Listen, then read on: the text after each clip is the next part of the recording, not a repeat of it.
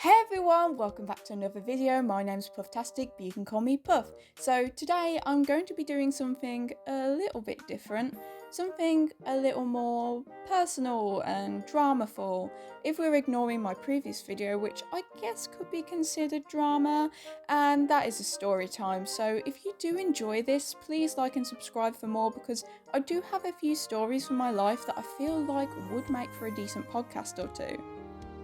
Comic Con. A convention for comic lovers, supposedly, which is, funnily enough, almost exclusively attended by anime fans nowadays. Conventions are supposed to be fun and exciting. You get the opportunity to buy items you'd usually have to shop online for in person, get to meet super cool creators and voice actors, and most importantly to some of you, you get the opportunity to show off your beautiful cosplay to the world. Some people dedicate their livelihoods to try and create the most jaw-dropping, absolutely logic-defying costumes, while others just slap on a wig and call it a day. Me, that's me. But regardless of how much time you dedicate to cosplay, there's always that air of support that just radiates off the cosplay community. Is what I'd say if I was a liar. If you're not familiar with the cosplay community, it's not exactly the most supportive of places at times, particularly if you're black, disabled, plus size, or you deviate from the canon in any way people deem unattractive. If you fit into these categories, you're probably not going to have a fantastic time, or at least you won't online. This is why 14-year-old me thought it would be a brilliant idea to take my first ever cosplay out into the wild to Comic-Con in November of 2021, and oh boy, it was definitely an idea. So, right off the bat, I think I ordered my cosplay in September of 2021 from Doki Doki. My ass had literally never owned a cosplay before, so I brought out the big bucks to pay for the highest quality cosplay. I ordered the rare albedo cosplay, which, if you don't know, sites like Doki Doki use different rating categories for their cosplays. The higher the rarity, the higher the price and quality, with rare being the cheapest of the bunch, although still high quality, and the SSR or super rare being the best. I wanted to go as albedo because he was and still is my Genshin main, and admittedly I was too scared to attempt a female character because I did not do makeup at the time, like at all, and I didn't want to pull up to the convention with wonky eyeliner and that I just got beat up eyeshadow combo, which is ironic really because I did end up going to the convention wearing eyeliner. But anyway, I thought that by ordering the cosplay in early September, it would give me plenty of time to try it on, get my wig, and do a few home practice runs before the convention late November. But what I didn't realise at the time is that I unknowingly ordered a pre-order that wasn't due to dispatch until early November. This would not become apparent to me until October, when I started questioning where the heck my costume was, and I began nagging my mom to track the parcel. Long story short, we ended up ringing up Doki Doki, who explained that we'd ordered a pre-order and that it should arrive just under 2 weeks before the convention, which, while cutting it short, I was relatively okay with, and I felt like I could work around that at the time. Fast forward to 2 weeks before the convention, and as promised, my cosplay arrived in all its glory. Little did I know this was only the beginning of my peril. Right off the bat, I scrambled home from school after I got the text that the cosplay had arrived so I could try it on. I opened it up and everything looked great. The patterns were detailed and there were no noticeable flaws in the costume. I put my cosplay on and it didn't fit. Like, at all. Albedo's shorts were held together by one button, which, despite my attempts to make it cling on for dear life, did not work out. At this point, I was starting to panic, so I tried on the rest of the costume.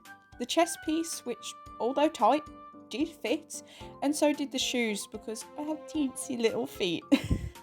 But his coat sleeves were just too tight around my upper arms, and I could tell that the coat was being stretched by my broad ass back. Now you're probably thinking, Puff, you dumbass, this was your fault for not checking the measurements. But in my defense, I was 14, unfamiliar with Chinese sizings, and barely passed my maths GCSE, so I just picked the size that I normally buy in clothes here in the UK, which is a small. Turns out, in Chinese sizing, I'm actually an extra large. Sorry, I need to insert this, but I just realised I used the sentence starter right off the bat twice in my script. So if you thought that like the video was repeating at that point, it wasn't. That was just me being stupid. So at this point, I'm really panicking because half the costume was not fitting, and after calling back Doki Doki and being like, hey, my costume doesn't fit me, they offered to send out a new one in a bigger size. The only issue is that the costume was set to arrive the day after the convention, which is no good because the whole point of ordering the cosplay was to use it at the damn convention.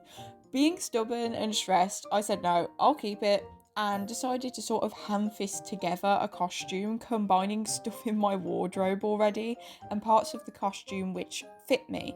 I ended up using a pair of black denim jeans with Albedo's undershirt and just like ditched the coat entirely.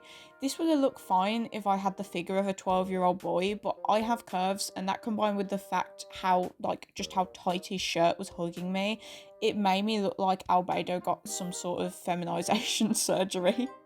At this point, I was too defeated to do anything else, yet still too stubborn to just say, let's send back the costume and try this again next year. So I settled for Sister Albedo. What I haven't spoken about yet, however, is my wig. Oh boy, this wig was bad. It had an extremely thick base and sort of like protruded off my head. I do not suit blonde. It washes me out extremely badly, and this was my awakening to that.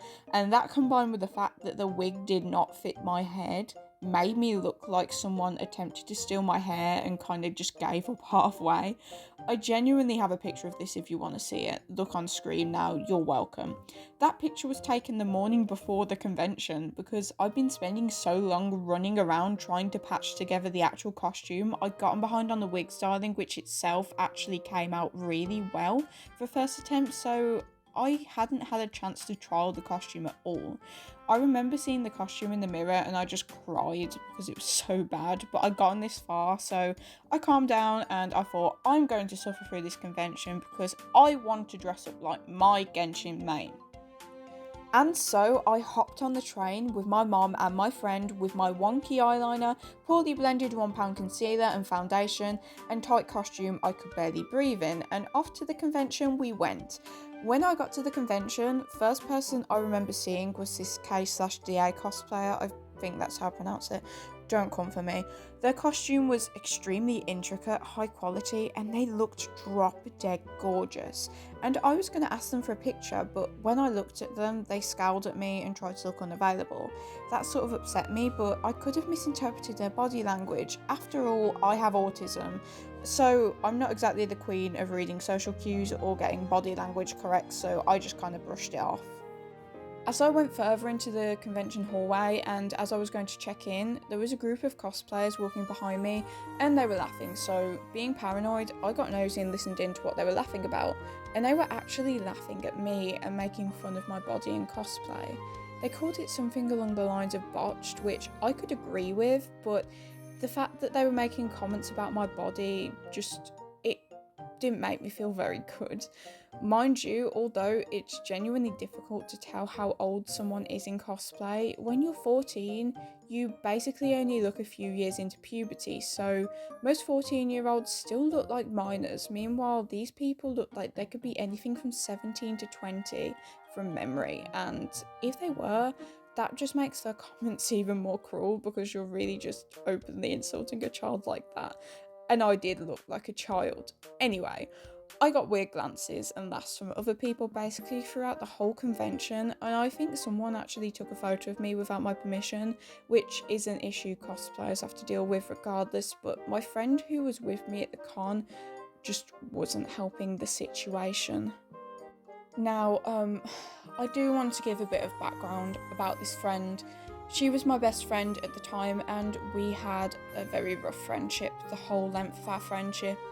As of current standing, we haven't spoken in about 2 years after she pushed me to an all-time low, and we had a nasty fight. basically from the second we got to this convention, she was making me hyper aware of the reactions people were having to my cosplay and pointing out other people staring at me and telling me people are making fun of my costume and that everyone thinks it looks bad. She kept telling me that people think my cosplay looks shit.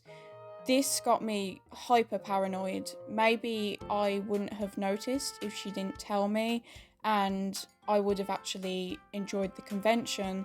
But 2 hours in, my wig was itching me like crazy.